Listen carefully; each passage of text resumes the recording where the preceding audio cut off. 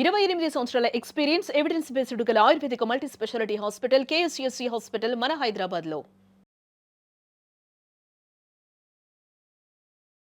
శ్రీ సిద్ధమంగళ స్తోత్రాన్ని ఎలా పారాయణం చేయాలో చెప్తూ వస్తున్నారు శ్రీమతి నిర్మలమ్మ గారు. నమస్తే అమ్మ. అమ్మ, గురువు అనుగ్రహం ఎందుకంత ముఖ్యం? గురువు అనుగ్రహం ఉంటే ఏదైనా సాధించవచ్చు. శ్రీమదనంత శ్రీ విభూషిత అప్పల లక్ష్మీ నరసింహరాజ జయ విజయీ భవ దిగ్విజయీ భవ సిమరఖండ శ్రీ విజయీ భవ. సుమన్ టీవీ ప్రేక్షకులకి నమస్కారం. గురువు అనుగ్రహం ఉంటే ప్రపంచాన్ని జయించవచ్చు అని చెప్పి మన పురాణ ఇతిహాసాలలో, అలాగే వేద పండితులు అందరూ ఎప్పటి నుంచో చెప్తూ వచ్చిన విషయం. మరి గురువుని ప్రసన్నం చేసుకోవడం ఎలాగా, గురువు అంటే ఎవరు, ఇవన్నీ తెలుసుకోవాలని ఉంది కదా. అలాగే మనకి శ్రీపాద శ్రీవల్లభ చరితామృతాన్ని, అలాగే శ్రీ గురు దత్త పారాయణాన్ని, ఆయన దత్త చరిత్రని వీక్షకుల్లోకి అలాగే భక్తుల్లో వారి గురించి తత్వాన్ని గురించి చెప్తూ శ్రీ సిద్ధమంగళ స్తోత్రాన్ని అందరికీ అందుబాటులో ఉండే విధంగా ఎలా పారాయణం చేయాలో చెప్తూ వస్తున్నారు. ప్రేమమూర్తి, ఆధ్యాత్మికవేత్త, చాలామంది భక్తులకి ఒక విధమైన ఇలదైవం అని చెప్పచ్చు శ్రీమతి నిర్మలమ్మ గారు. నిర్మలమ్మ గారి సిద్ధమంగళ స్తోత్రం గురించి చాలా విషయాలు ఇవాళ తెలుసుకోబోతున్నాం ఇవాళ ప్రత్యేక సంభాషణలో. అమ్మ, మీకు స్వాగతం, నమస్కారం. నమస్తే అమ్మ. అమ్మ, గురువు అనుగ్రహం ఎందుకంత ముఖ్యం మన ఆధ్యాత్మిక ప్రయాణంలో? గురువు అనుగ్రహం ఉంటే ఏదైనా సాధించవచ్చు బంగారు తల్లి. ఎందుకంటే దేవుడి అనుగ్రహం అయినా కొంచెం తక్కువైనా పర్వాలేదు. గురువు అనుగ్రహంలో సర్వ తీర్థక్షేత్రాలు గురువు యొక్క పాదాల దగ్గరే ఉంటాయన్నమాట. కాబట్టి గురువు యొక్క అనుగ్రహం పొందాలంటే చాలా కష్టం. ఎందుకంటే గురువు పెట్టే పరీక్షలకు, గురువు పెట్టే ఆ లీలలకు మనం అంతా తట్టుకొని నిలబడగలగాలి. తట్టుకొని నిలబడితే నువ్వు అలా సేవ చేస్తూ కూడా అలా దూరంగా సేవ అంటే అలా కూర్చున్నా చాలు, ఆయన అనుగ్రహానికి పాత్రలు అవుతున్నాను. గురువు అనుగ్రహం ఉండాలి అంటే మనం గురువుకి ప్రత్యేకంగా పారాయణం చేయాలనేది మనకి అర్థమవుతుంది కదమ్మా. అవును అవును, ఖచ్చితంగా చేయాలి కదా నాన్న. మరి స్వామికి ఏమేమి ఇష్టమో అంటే భగవంతుడికి ఏమేమి ఇష్టమో అవన్నీ చేస్తున్నాం. భగవంతుడు ఎవరో కాదు, గురువు అంటే బ్రహ్మ విష్ణు మహేశ్వరుడి గురు స్వరూపం. అందుకే గురు బ్రహ్మ గురు విష్ణు గురుదేవో మహేశ్వర గురు సాక్షాత్ పరబ్రహ్మ తస్మై శ్రీ గురువే నమః అని మనం మొట్టమొదటి ఏ పూజ చేసినా శుక్లాంబరం అయిన తర్వాత ఇదే కదా మనం చేస్తాం. కాబట్టి గురువు అనుగ్రహం పొందాలంటే మామూలు కాదు. మనం అలా మన సాధన మనం చేసుకుంటూ పోతే గురువు ఆటోమేటిక్గా అనుగ్రహాన్ని ఇస్తారు. గురువు కాకుంటే గురువు చెప్పినట్లు మనం ఆయన వెనకంటే నడవటమే మన పని తల్లి. తమరికమ్మ, తమ ప్రయాణంలో మీ గురు దర్శనం అంటూ ఎప్పుడు జరిగింది, ఎలా జరిగింది? నాకు ఒక 25 సంవత్సరాలుగా, అంటే 30 సంవత్సరాల పైనే నేను భక్తిలోకి వచ్చాను. నా 30 ఏట. తర్వాత దత్త చరిత్ర ఒక 25 సంవత్సరాల క్రితం గురు చరిత్ర నా దగ్గర రావడం జరిగింది. నేను కూడా అలా మామూలుగా అనుగ్రహం వస్తుంది ఇలా నేను చదవలేదు. మామూలు చదివితే పారాయణ అంటే కోరికలు తీరుతాయి కదా అని నేను అలా చదివాను. కానీ నిజంగా ఎంత అనుగ్రహం అంటే ఎన్నో స్వప్న దర్శనాలు, ప్రతిరోజు కూడా దత్త దర్శనం కలగాల్సిందేనా ఆ రోజు నుంచి ఇప్పటికి కూడా. దత్త దర్శనం ఇవాళకి కూడా ఖచ్చితంగా. లేదంటే పొద్దున్న లేస్తే ఫీల్ అవుతూ ఉంటా, ఎందుకు స్వామి రాత్రి కనిపించలేదు ఒక్కరోజు అని చెప్పి. నేనేమన్నా గాఢ నిద్రలో ఉన్నానా, నువ్వు కనిపిస్తే నేనేమన్నా నిన్ను తెలుసుకోలేకపోయానా అని చెప్పి అనిపిస్తున్నమాట. అంటే ఎప్పటి నుంచో గురువు అనుగ్రహం ఖచ్చితంగా నాకు దర్శనం ద్వారా కలుగుతుంది తల్లి. అంటే గురుపారాయణ ఎప్పుడు నిత్యం చేస్తూ ఉంటా, చేపిస్తూ ఉంటాను అనమాట అందరి దగ్గర అనమాట. అమ్మ, సిద్ధమంగళ స్తోత్రం అంటే అది ఎవరు రచించారు? ఈ స్తోత్రం విశిష్టతని గురించి చెప్పగలరు? థ్యాంక్ యూ అమ్మా. ఎందుకంటే అంటే నాకు ఇష్టమైంది సిద్ధమంగళ స్తోత్రం నా జీవితంలో. మీరు అన్నారు ఇప్పుడు గురువు అనుగ్రహం ఎలా కలిగిందని. గురువు అనుగ్రహం ఎప్పుడైతే కలుగుతుందో మనకు ఆటోమేటిక్గా ప్రమోషన్స్ వస్తూ ఉంటాయి నాన్న. నేను ఎప్పుడైతే పారాయణ చేసుకుంటూ అలా చేస్తూ ఉంటే గురువుకి ఇది చేయగలదు, ఈవిడైతే ఇది చేయగలదు అని చెప్పేసి ఆయనకు మన మీద నమ్మకం కలుగుతుంది. అలాగే ఈ జీవితంలో నాకు సిద్ధమంగళ స్తోత్రం అనే మాలను నా మెడలో వేశారు శ్రీపాద వల్లభ స్వామి. అది ఎవరు రచించలేదు, అది స్వామి అంటే ఇప్పుడు దాని ముందు దత్తాత్రేయ స్వామి తెలియారు. ఆయన అత్రి అనసూయ పుత్రుడని.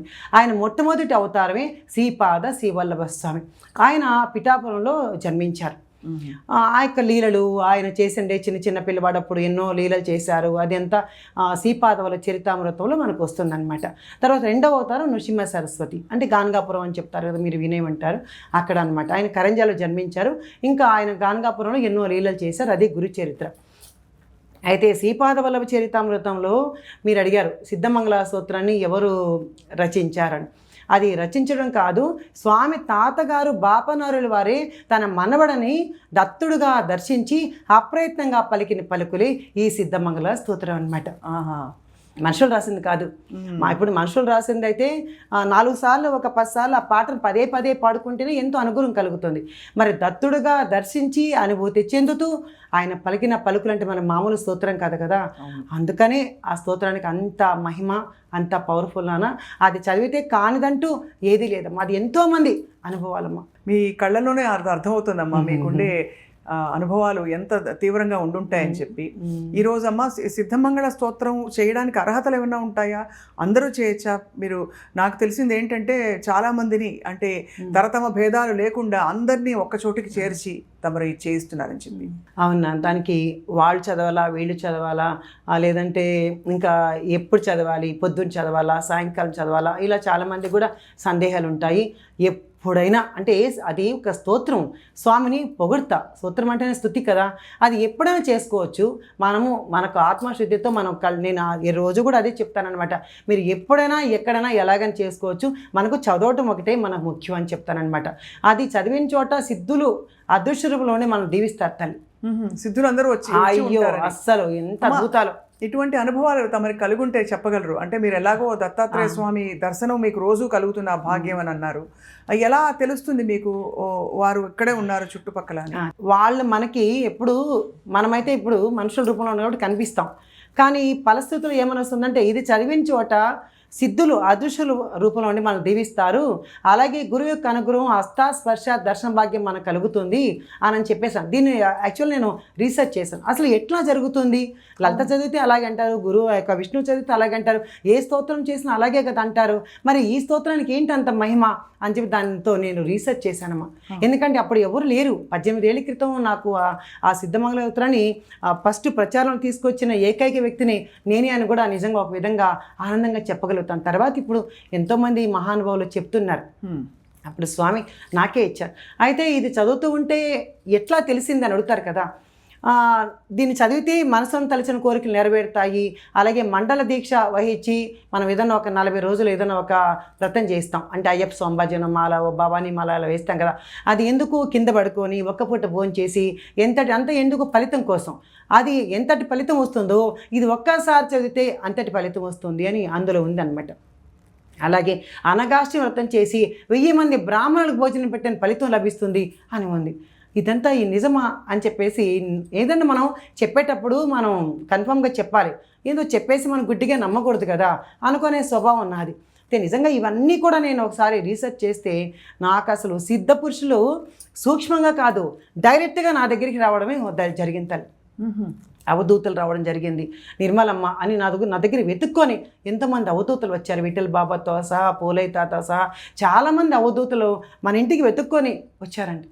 ఇంకా ఇది నేను అనిపించింది ఇదేంటిది, నేను చాలా సామాన్యురాలు కదా, అంతే కదా గొప్ప వాళ్ళ ఇంటికైతే వచ్చిన అర్థం ఉంది.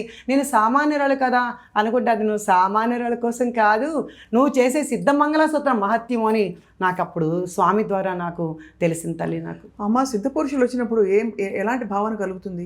అసలు ఇంకా మనకు తన్మయత్వంతో ఆ భావన అలా తెలిసిపోతుంది కదా నాన్న. ఇప్పుడు ఒక గురువుని చూసినా, మనకు ఒక ఇష్టమైన మనిషిని చూసినా భగవంతుని ఆరాధన మనకు కలుగుతుంది కదా. అలాగే వాళ్ళని చూస్తే కూడా అది అందరికీ తెలియదు నాన్న. ఇప్పుడు అవధూత అంటే బట్టలు లేకుండా పిచ్చి పిచ్చిగా ఉన్నారు, వాళ్ళని చూస్తేనే మనకి ఎలాంటి అనుభూతి కలుగుతుందంటే చెప్పలేం. కానీ అది అనుభవిస్తూనే తెలుస్తుంది కదా. కాబట్టి నేను అనుభవించాను కాబట్టి ఆనందాన్ని నేను మీతో పంచుకోగలుగుతున్నాను నాన్న. అది నిజంగా మాటల్లో చెప్పలేని అనుభూతమ్మా. అంతటి అనుగ్రహం పొందిన తమరు ఈరోజు ఇంతమంది భక్తులకి అదే అనుభవం కలిగే అవకాశం ఉంది అని చెప్పి సిద్ధమంగళ స్తోత్రం చేయిస్తున్నారు కదా. ఇప్పుడు మరి ఈ స్తోత్రం పారాయణం చేసేటప్పుడు ఏ విధమైన నియమ నిష్టలు అక్కర్లేదంటారా? ఏమన్నా చెప్పబడిందా మనకి శాస్త్రం? లేదు నాన్న, ఎక్కడ నియమాలు ఇలా చేయండి అని చెప్పలేదు. ఎందుకంటే మనం మామూలుగా అందరూ శుచి శుభ్రతతోనే కదా ఉంటాం, దానికి ఒక ప్రత్యేకించి ఏమీ లేదు. కానీ మానసికంతోనే చేయమని చెప్తాను నాన్న నేను ఎక్కువ. మనసుతో చేయవలసింది ఇది అంతే కదా. ఇప్పుడు కొన్నిసార్లు చదివేటప్పటికి కొన్ని రోజులకి మనకు అది అలవాటు అయిపోతుంది. అప్పుడు దాన్ని కళ్ళు మూసుకొని నేను పడుకున్నా కూర్చున్నా నాకు లోపల అనంతంగా అలా జరుగుతూ ఉంటుంది అనమాట. ఒక క్రియలాగా శ్వాస ఎలాగ ఆడుతుందో నా నామం కూడా అలాగే జరుగుతూ ఉంటుంది తల్లి. అమ్మ సిద్ధమంగళ స్తోత్రం చేసిన భక్తులకు కూడా చాలా విశేషమైన అనుభవాలు అయి ఉంటాయి. అబ్బా అస్సలు చెప్పాలంటే మనకు అసలు కొన్ని రోజులు సరిపోవు నన్ను అసలు ఎందుకంటే 20 సంవత్సరాలు కదా, ఒక్కరొక్కరు అనుభూతి కాదు, ఎంతోమంది అనుభూతులు. నిన్నగాక మొన్న లాస్ట్ ఒక వారం జరిగింది, ప్లస్ నిన్న జరిగింది కూడా మీతో పంచుకుంటాను.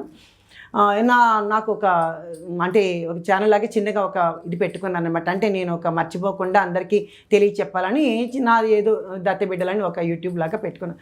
దాంట్లో చూసి ఒక ఆవిడ ఈరోజు సిద్ధమంగళ స్తోత్రం చేయడం మొదలుపెట్టారు. అందరూ చాలామంది చదువుతారు లక్షల్లో.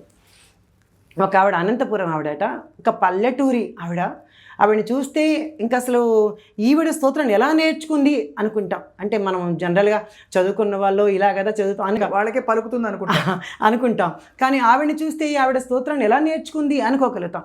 మొన్న ఒక వారం క్రితం నేను పిఠాపురం వెళ్ళాను. ఆవిడ నేను ఎవరో అనుకొని పాపం అలా చూస్తుంది. వేరే వాళ్ళు నా కోసం వచ్చారు, వాళ్ళంతా నన్ను చాలా చేసుకొని మాట్లాడుతూ ఉంటే ఆవిడ స్వామికి దండం పెట్టుకుందంట. స్వామి సిద్ధమంగళ స్తోత్రాన్ని పరిచయం చేసింది అమ్మ, ఈరోజు నేను ఆవిడ మూలాన్ని ఇలా ఉన్నాను, కానీ ఆవిడని ఒక్కసారి నేను దర్శనం చేసుకోవాలని ఆవిడ ఆర్తితో స్వామిని ప్రార్థించిందంట నన్ను చూడాలి. వెంటనే ఆవిడ ఇట్లా దండం పెట్టుకుందో లేదో నేను వెంటనే ఇలా ప్రత్యక్షం అయ్యానమాట. ఆవిడ ఆనందానికి అవధులు లేదు చాలా. అప్పుడు ఆవిడ చెప్పిన లీల ఏంటంటే, అమ్మ మీరు సిద్ధమంగళ స్తోత్రం చేయండి అని చెప్పారు. నేను ఒక పంట పొలంలో అంటే ఏదో ఒక పొలము చేస్తూ ఉంటే వాళ్ళకు పాపం ఏదో రైతు కదా, వాళ్ళకి ఏదో ఉన్నట్టున్నాయి. తర్వాత ఆవిడకి పాపం బాగా లాస్ వచ్చేసి కొన్ని ఏదో వేశారంట, లాస్ వచ్చేసిందంట. ఆవిడ చాలా ఇంకా వాళ్ళ హస్బెండ్ వాళ్ళిద్దరూ ఏంటి ఆత్మహత్య చేసుకుందాం, ఇంకా మనకు వద్దు ఈ జీవితం అనుకున్నారట. సరే ఆవిడ బాధతో ఒక మంచం మీద ఇలా పడుకొని ఎందుకో సెల్ చూసుకొని ఇలా చూస్తూ ఉంటే నా వీడియో అప్పుడే కనిపించగానే వెంటనే ఇదేదో సిద్ధమంగళ స్తోత్రం అంట కదా, చదివితే పోలేదా అని ఆవిడ తెలియకనే ఆవిడ చదివిందంట. చదివిన వెంటనే ఇంకా ఆవిడకి కొంచెం రిలాక్స్ మైండ్ వచ్చింది, బాగా కొంచెం అనిపించిందంట, మైండ్ కొంచెం ఏదో ప్రశాంతంగా అనిపించిందంట. ఇంకొక వీడియో తిరిగేస్తే శ్రీపాదవల్లభ చరితామృతం చదివితే ఇలా జరుగుతుంది అని నేను ఏదో చెప్పానట. ఇంకా అది చదివి ఎక్కడ దొరుకుతుంది అని ఆవిడ ఆన్లైన్లో తెప్పించుకొని ఆ యొక్క పారాయణాన్ని సిద్ధమంగళ స్తోత్రాన్ని విడవకుండా ఎలాగ ఆవిడకి ఇంట్లో ఖాళీ ఉండదంట. పాపం మరి రైతులు కదా, ఆవిడ గంపలో పెట్టుకొని ఆ గ్రంథాన్ని గంపలో పెట్టుకొని పొలం దగ్గరికి వెళ్ళి ఆవిడ రోజు ఈ స్తోత్రాన్ని చదివి ఆవిడ అక్కడున్న పని చేస్తారు కదా వాళ్ళకంతా కూడా చెప్పడం మొదలుపెట్టిందంట. కొన్ని రోజులకు వాళ్ళ దీంట్లో ఆనపకాయ పంట వేశారట, అది లాస్ వచ్చిందంట. స్వామి నాకు ఏ దేవుడు లేదు, శివుడు తప్ప నేను పూజించలేదు, ఏదో దత్తుడంట సిద్ధమంగళ స్తోత్రం అంట నా అమ్మ చెప్తే నేను నమ్మి నేను స్తోత్రం చేశాను, మరి మళ్ళీ నాకు ఇలాంటి లాస్ వచ్చింది అని ఆవిడ మళ్ళీ ఏడ్చిందంట. అయినా నేను నిన్ను వదలను, నాకు నువ్వు లాభం చేకూర్చేదాకా నేను వదలనని మళ్ళీ అక్కడ ఆపలేదు. మనమైతే నిరాశపడి వదిలేస్తామేమో, కానీ వాడు లేదు అని పట్టుదలతో చదివిందంట. ఇంకా మళ్ళీ నెక్స్ట్ ద్రాక్ష తోట వేసిందంట, దానికి 14 లక్షలు లాభం వచ్చిందంట. అబ్బా 14 లక్షలు. ఇంకంతే వెంటనే స్వామి అసలు పిఠాపురం ఎక్కడ, నేను పిఠాపురం క్షేత్రాలని గానగాపురం దత్తక్షేత్రం అంతా దర్శించండి అని చెప్పి నేను నా జీవితం దీనికే నేను కేటాయించుకున్నాను అనమాట. అందరికీ దత్తుని పరిచయం చేయాలి, అందరికీ సిద్ధమంగళ స్తోత్రాన్ని పరిచయం చేయాలి, ఆ దత్త యొక్క మహత్యం తెలియాలి, దత్తుల్లో లీనమవ్వాలి, అంటే భగవంతుడితో లీనమవ్వాలని నాకు ఒక ఆశ అనమాట. అందరికీ అందాలి అని అనుకున్నాను అనమాట. ఇంకా అప్పుడు ఆవిడ చెప్పిందనమాట, అమ్మ నేను ఇలా అనుకున్నాను తల్లి అని చెప్పేసి ఆవిడ వచ్చి అలా ఏడ్చేసి పిఠాపురం ఎక్కడుందని వెతుక్కుంటూ తెలియదు పాపం ఎక్కడ అనంతపురం ఎక్కడ పిఠాపురం, ఒక లేడీ పైగా చదువుకున్న స్త్రీమూర్తి కూడా కాదు ఆవిడ, అలా వెతుక్కుంటూ స్వామి దగ్గరికి వచ్చేసిందండి. అత్యంత అద్భుతం. మరి అంతకన్నా లీలలు ఉంటుందా? అలాంటి లీలలు ఎన్నో. నిన్న మన హైదరాబాద్లోనే ఒకరింట్లో సిద్ధమంగళ స్తోత్రం అనమాట. నేను దానికోసం వచ్చాను. ఆవిడ ఒక వారమే అయిందంట. మనది ఆన్లైన్ గ్రూప్ ఉంది నాన్న, దాంట్లో చదువుతూ ఉంటారు అందరూ. పారాయణం 108 సార్లు శ్రీపాద చరితామృతం, 108 సార్లు గురు చరిత్ర, అలాగే ఎక్కడ అది 108 సార్లు అయిపోయింది అనుకోండి, తర్వాత మళ్ళీ ఆ క్షేత్రానికి వెళ్ళి ఒక 1000 మందితో ప్రోగ్రామ్ చేయడం, అంటే అందరికీ స్వామిని చూడడం, అందరూ ఆ స్తోత్రాన్ని పఠించడం, ఇవన్నీ ఒక గొప్పగా చేసుకుంటూ ఉన్నాం అన్నమాట మన గ్రూప్లో.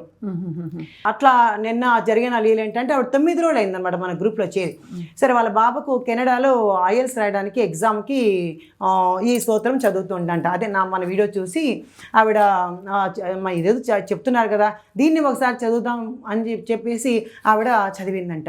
ఇంకా వాళ్ళ బాబు అన్నాడంట, అమ్మ నేను మొన్న రాశాను ఎగ్జామ్ ఫెయిల్ అయిపోయినాను, మళ్ళీ ఇప్పుడు రాశాను, మొన్ననే ఒక రకంగా బాగా రాశాను, ఈసారి ఆవిడ ఇదే మాట చెప్పింది, మీతో చెప్తున్నాను, ఈసారి అసలు వరస్ట్గా రాశానమ్మా, నేను పాస్ అయ్యే ప్రసక్తే లేదు, నువ్వు నా మీద అలాంటి ఆశలు పెట్టుకోవద్దు అని చెప్పిందంట.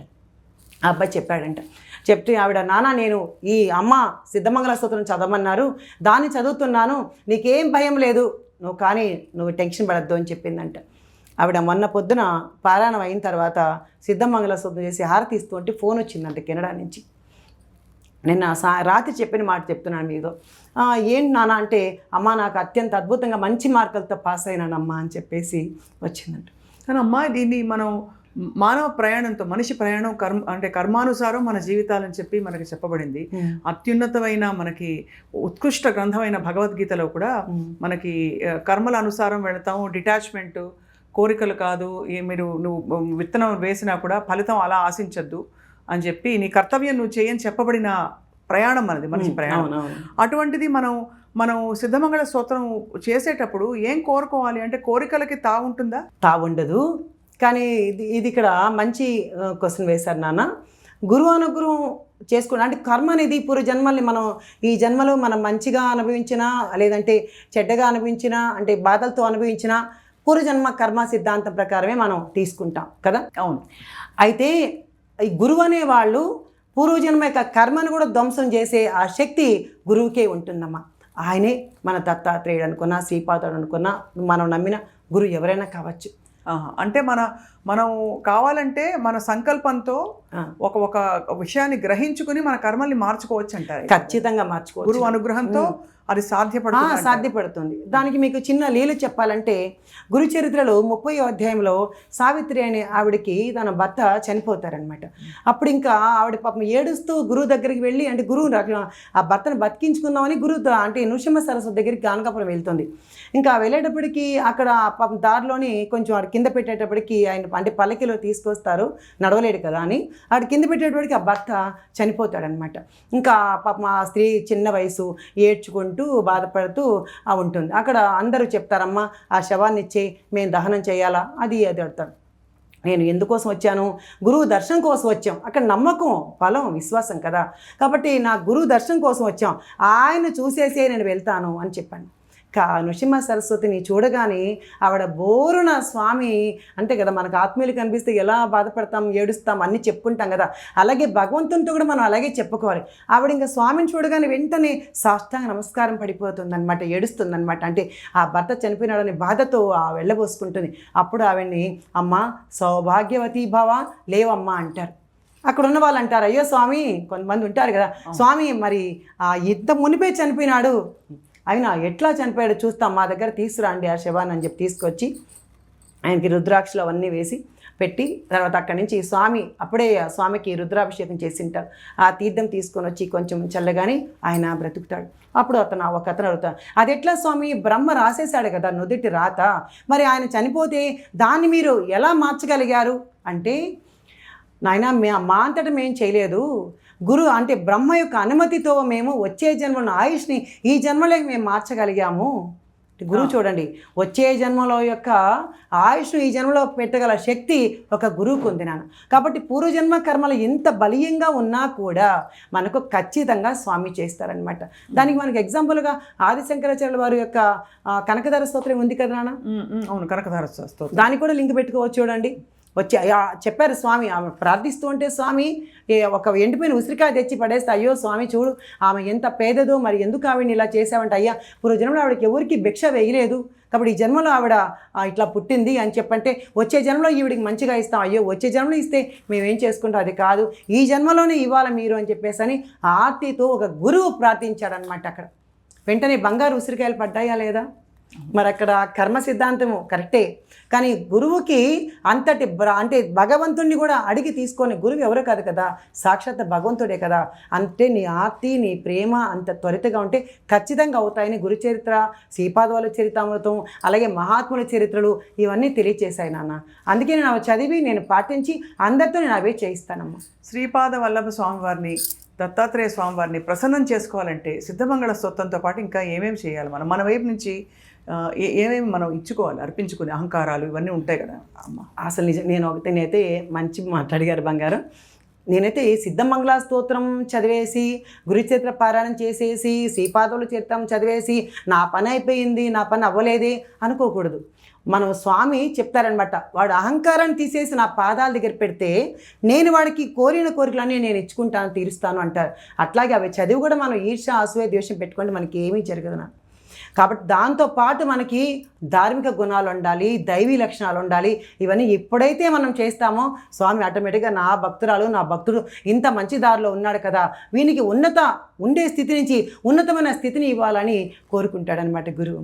అమ్మ, అవధూతలతో తమరి అనుభవాలు ఏవైతే మీరు చెప్పారో, వారి దర్శన భాగ్యం కలిగి అది ఒకటి రెండు వివరంగా మాకు చెప్పగలరు? ఎందుకంటే ఆ ఆలోచనే చాలామందికి నాకు కూడా ఒక విధమైన ఒక ఉత్తేజం కలుగుతుంది. అవధూత అనగానే చాలామందికి ఒక రకమైన అంటే గురు సాంప్రదాయంలో ఉన్న వాళ్ళకి తప్ప, భగవంతుడి సాంప్రదాయంలో ఉన్న వాళ్ళకి తప్ప మిగతా వాళ్ళని చూస్తే కొంచెం ఏవగింపు కలుగుతుంది అన్నమాట. ఎందుకంటే వాళ్ళు మనలాగా డ్రెస్సులు చేసుకోరు, లేదంటే మనలాగా ఒక ప్రతిదానికి భౌతికంగా ఇది కావాలి అది కావాలని ఏం అడగరు. వాళ్ళు ఒక పిచ్చి వాళ్ళలాగా ఉంటారు. వాళ్ళని చూస్తే ఎవరికి గౌరవం ఉంటుంది? అంతే కదా, పేద పక్కీర్ అంటే ఎవరికి గౌరవం ఉంటుంది అన్నట్లాగా వాళ్ళు అవధులు దాటేశారు. ఇంకా బట్టలతోనూ, ఇంకా ప్రపంచ విషయాలతోనో, దేనితోనూ వాళ్ళు ఇంకా ఉండదన్నమాట, వాళ్ళ సంబంధం ఉండదన్నమాట. కాబట్టి వాళ్ళని చూసినప్పుడు మనకు ఆనందం కానీ, ఆ తన్మయత్వం కానీ కలుగుతుంది. ఖచ్చితంగా వాళ్ళ అనుగ్రహం మనకి కలిగి తీరుతుంది నాన్న. అట్లా అవధూతలు ఎంతోమంది నేను లైవ్లో దర్శించుకున్నాను, అలాగే సమాధి దర్శించుకున్నాను. కాబట్టి నా దగ్గర ఏమీ లేదు, ఒక ప్రేమ.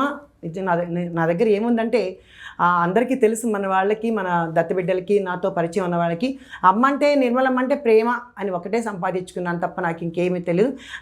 దాంతోపాటు నాకు గురువు అనుగ్రహం మాత్రం సంపూర్ణంగా ఉంది అని మాత్రం చెప్పగలుగుతాను తల్లి. సంపూర్ణమైన అనుగ్రహం పొందడం కంటే భాగ్యం ఇంకా అప్పుడు ఏ కోరిక కోరినా కూడా చిన్నదైపోతుంది.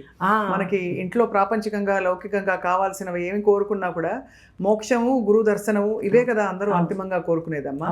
సో మరి మోక్ష మార్గానికి కూడా సిద్ధమంగళ స్తోత్రం మనకి సహకరిస్తుందంటారు? ఖచ్చితంగా నాన్న. ఇప్పుడు మీరు అన్నారు దత్తాత్రేయుని ప్రసన్నం చేసుకోవాలంటే ఏ విధమైన స్తోత్రాలు చదవాలనేసి. నేను ఒక సిద్ధమంగళ స్తోత్రమే కాదు, దత్తస్తవము, అలాగే దత్తాత్రేయ స్తోత్రం, జటాధరం పాండురంగం శూలహస్తం కృపానిధిం సర్వరోగహరం దేవం దత్తాత్రేయం అంబజే, ఇలా దత్త స్తోత్రాలు, అలాగే ఆపద్దోరక స్తోత్రం ఉంటుంది, ఆ స్తోత్రాలు, అలాగే నృసింహ సంవత్సరకం అన్నిటితో పాటు అలాగే పారాయణ, గురుచరిత్ర పారాయణం, శ్రీపాదవుల చరిత్రం పారాయణం, ఇవన్నీ ఎందుకంటే వాళ్ళకి ఇంకా బయటకు వచ్చి బయట ప్రపంచంతో ఆలోచించుకునే పని ఉండదు. ఎప్పుడు నామస్మరణ జరుగుతూ ఉంటే ఇంకేమీ ఉండదు కదా నాన్న వాళ్ళకి. అందుకని వాళ్ళకి అనుగ్రహం కలుగుతుంది అన్నమాట తప్పకుండా. చాలా చాలా గొప్పగా ఉందమ్మా. అనతి కాలంలోనే ఐ థింక్ మీరు మొదలుపెట్టినప్పటి నుంచి చాలామంది, వేల మంది భక్తులు మీ ఇంట్లోకి, అంటే మీ గురు పరంపరలోకి చేరారు కదమ్మా. అవునా? సో ఎలా మొదలు పెడతారమ్మా వాళ్ళతో మీరు ప్రతిరోజు సత్సంగాల ద్వారా? అవునా, ఏం చెప్తారమ్మా మంచి మాటలు? నేను ఆన్లైన్ సత్సంగం ఉంది నాన్న, ఇప్పుడు ఒక 4 ఏళ్ళుగా కంటిన్యూగా జరుగుతుంది. కరోనా నుంచి అంటే చాలా చోట్ల నేను వెళ్ళి ప్రవచనాలు చెప్పేదాన్ని స్టేజ్ మీద చాలా చోట్ల. అయితే అప్పుడు ఇంకా కరోనా అప్పుడు బయటికి వెళ్ళే పరిస్థితి లేదు కదా, అప్పుడు నేను చిన్నగా ఆన్లైన్లో చెప్పుకుందామని జూమ్లో మీటింగ్ దీంట్లో పెట్టుకొని చెప్తున్నాను. అలా ఈరోజు రోజు 150 మంది దాకా మన సత్సంగాన్ని ప్రతిరోజు కంపల్సరీగా వింటారనమాట. అమ్మ, ఒక్కసారి సిద్ధమంగళ స్తోత్రం ఎలా ఉంటుంది విని మేము తరిస్తాం. మాతో పాటు మీరు పాడాలి. తప్పకుండా ప్రయత్నం అమ్మా, కానీ మనకి మీరు నేర్పిస్తే పాడతాను తప్పకుండా బంగారు తల్లి. ఇది అందులో ఉంది చూడము. దీన్ని, ఈ స్తోత్రాన్ని మనము ఏదో చదివేసామని చదవకుండా మనసు పెట్టి ఆర్తితో చదివితే ఒక్కసారి చదివినా చాలా అనమాట. అంటే చాలామందికి డౌట్, ఎన్నిసార్లు చదవాలి, 11 సార్లు, 108 సార్లు, ఇవన్నీ అడుగుతూ ఉంటారు కూడా. నేనేం చెప్తానంటే మీరు 11 సార్లు 108 సార్లు అని పక్కన పెట్టేయండి, మీరు ఖచ్చితంగా మనస్ఫూర్తిగా ఆర్తితో ఒక్కసారి అని చదవండి అంటానమాట. ఇలా చదివితే ఒక్కసారి చదివితే చాలు. మీరు నాతో పాటు చదవండి. అలాగే అమ్మా. శ్రీపాదరాజం శరణం ప్రపద్యే, అంటే శ్రీపాద మంత్రం అన్నమాట ఇది. శ్రీమదనంత శ్రీ విభూషిత అప్పల లక్ష్మీ నరసింహరాజా, జయ విజయీ భవ దిగ్విజయీ భవ శ్రీమదఖండ శ్రీ విజయీ భవ. శ్రీ విద్యాధరి రాధ సురేఖ శ్రీరాకీధర శ్రీపాద జయ విజయీ భవ దిగ్విజయీ భవ శ్రీమదఖండ శ్రీ విజయీ భవ మాతా సుమతి వాత్సల్యామృత పరిపోషిత జయ శ్రీపాద జయ విజయీ భవ దిగ్విజయీ భవ శ్రీమదఖండ శ్రీ విజయీ భవ సత్య ఋషీశ్వర దుహితానందన బాపనార్యనుత శ్రీచరణ జయ విజయీ భవ దిగ్విజయీ భవ శ్రీమదఖండ శ్రీ విజయీ భవ సవితృకాటక చయన పుణ్యఫల భరద్వాజ ఋషి గోత్ర సంభవ జయ విజయీ భవ దిగ్విజయీ భవ శ్రీమదఖండ శ్రీ విజయీ భవ దో చౌపాతి దేవలక్ష్మీ గణ సంఖ్యాబోధిత శ్రీచరణ